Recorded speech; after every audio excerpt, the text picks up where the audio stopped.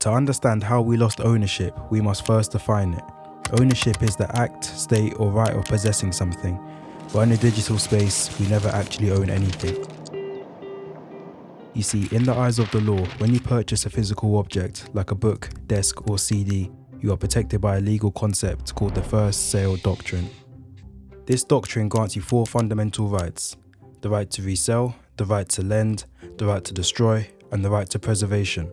Although different countries have different rules for exactly how this applies. For example, if a game studio goes bankrupt tomorrow, nobody comes to your house and takes the disc back. You obviously own it forever. You see, for the last 20 years, big tech companies have been quietly rewriting this definition. When you click the buy button on a digital store, whether it's Steam, PlayStation, or even Amazon, this doesn't result in ownership. You're signing a license agreement.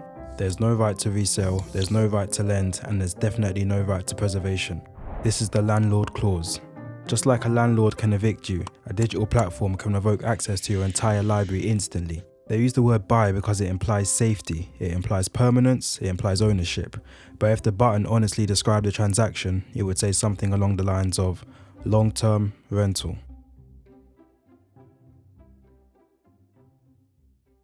To understand how we actually lost ownership of our digital lives, you have to look at the company that paved the way, Adobe. Tell us about this transformation, how Adobe is looking to the future. What we've done as a company is really focused on moving from a traditional perpetual software model where customers were, accessing the technology through retail and reseller stores, and moving that to a true cloud SaaS offering. Back in 2013, they did something that, honestly, at the time, everyone thought was insane. They just stopped selling their software. You couldn't go to the shop and pick up a copy of Photoshop anymore. If you wanted to use it, you had to rent it. They basically deemed it acceptable to lose profit in the short term to make their software the inescapable industry standard for the long term. And once the entire creative world was running on their engine, they knew we couldn't switch. If you stop paying for Netflix, you lose access to their movies. That's fair, you don't own Stranger Things. But Adobe is different. In the old days, if you bought Photoshop CS5 and then decided to not buy the next version, that was fine. You kept your old copy, you could still open your old files 10 years later because you owned the tool. But today, the moment you stop paying, the software deactivates. You still have the file sitting on your hard drive, it's right there, but you are legally forbidden from launching the only program that can read it. You didn't lose the data, you lost the key, and the only way to get it back is to pay. And once you're trapped, you basically have no leverage. In June 2025, they proved it.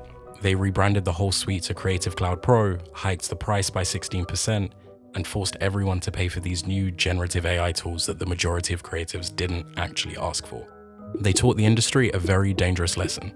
You don't need to make your customers happy, you just need to make them dependent. Now, for a long time, we had an escape route. Well, kind of. Apple. While Adobe was squeezing every last dollar out of us, Apple was the good guy. They let us buy Final Cut Pro and Logic Pro for a flat fee. You paid once and you owned it forever. It felt safe. But as of January 28th, that safe harbor is compromised. With the launch of Apple Creator Studio, they've officially joined the subscription wars. Now, to be fair, they didn't kill the buy button completely. You can technically still go to the App Store and pay $300 for a permanent license of Final Cut or $200 for Logic Pro. But there is a catch. They've created a 2-tier system. If you subscribe for $12 a month, you get everything. The new AI tools, the cloud syncing, the iPad apps, you're the ideal customer. But if you buy the software, you are a second-class user. The new AI tools, the ones that actually save you time, are locked behind the monthly paywall. And whether you like AI or not, this is just the start. Over time, more and more useful features will inevitably be locked behind that subscription. It's a strategy called feature gating, which is just controlling access to certain features or services of your software based on subscription tier or payment plan. And honestly, it's smarter than what Adobe did. They aren't locking you out of the app completely. Instead, they just make the version you quote unquote own feel broken. They make it feel incomplete compared to the version you rent. And we're seeing this everywhere now. Just look at Tesla. For years, you could pay once to own full self-driving, but now that option is vanishing. You own the car, but if you want the car to drive itself, that's a monthly bill. It's a subtle shift. You can kind of look at it as Adobe threatens your survival. Pay us or lose your work. Apple and Tesla threaten your relevance. Pay us or fall behind. But both roads lead to the exact same place. A reality where we don't actually buy anything anymore. We just buy the temporary permission to use it. Having now colonized the digital space, the infection is once again spreading, this time into the physical world. We've already seen crazy attempts to steal our hardware. You probably remember the headlines about BMW was going to charge a monthly fee for you to use your heated seats. or another crazy situation where HP has actually launched a printer subscription that disables your printer even when the ink cartridge was full, just because your instant ink subscription didn't go through with certain printer models. And even though they back down this time, these attempts give companies value feedback into what customers will and won't accept, and how to refocus their attacks for the future. But a far greater threat is lurking beyond restricting access to your own physical hardware: the refusal to sell you hardware in the first place. Take a look at Nvidia. For 20 years their business model was simple: sell powerful graphics cards to people who wanted to build their own computers. We owned the hardware, we owned the power. But then came the AI boom. Suddenly selling graphics cards to gamers for thousands of dollars on the higher end of things became chump change compared to leasing the same computing power to AI data centers. So don't just look at the stock price, look at their priorities.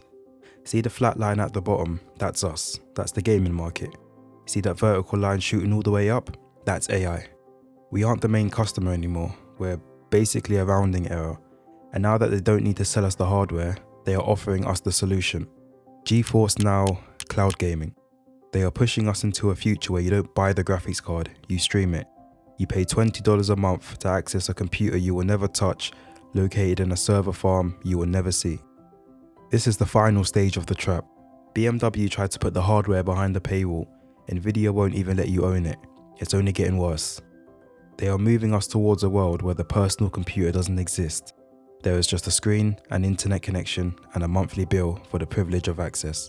And if you stop paying, you don't just lose access, you lose the opportunity to connect at all. So we know the concept of true ownership is dead. We know Adobe has trapped our files, and Nvidia wants to stop us from owning the hardware. But the question is, why do we let them? Why are we stuck in this trap? Tech companies learned a long time ago that the most profitable customer isn't the one who uses the product every day. The most profitable customer is the one who forgets entirely. It's the gym membership model applied to the entire economy.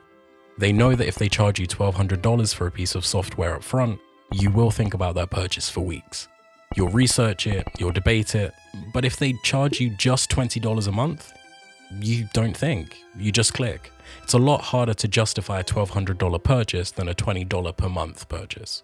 They rely on the fact that we don't do the maths. So let's look at the numbers. See that blue line? That is the ceiling. That is the absolute most you used to pay to own the software forever. But the red line, that is the subscription reality. It has no ceiling. It starts at just $23, enticing you in. But by year 3, it crosses a break-even point. By year 5, you've paid double what the license used to cost. They're exploiting a cognitive blind spot. We don't see the total cumulative debt. We only see the monthly hit. So we let them bleed us dry a few dollars at a time. And when you do finally wake up and try to leave, that is when the door locks. This is called a dark pattern, specifically the Roach Motel design. Easy to get in, difficult to get out. You can sign up for the New York Times with one click of a button, but when you try to cancel, until very recently, you had to call a phone number during business hours to try and cancel your subscription. It got so bad the FTC had to intervene in 2014 with the click to cancel rule. But the companies didn't bother trying to find a loophole. They just sued the government. And in July 2015, they won.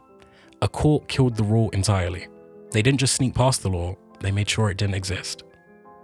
They aren't just selling us a service anymore, they are waging a psychological war against our own laziness. And right now, they are winning.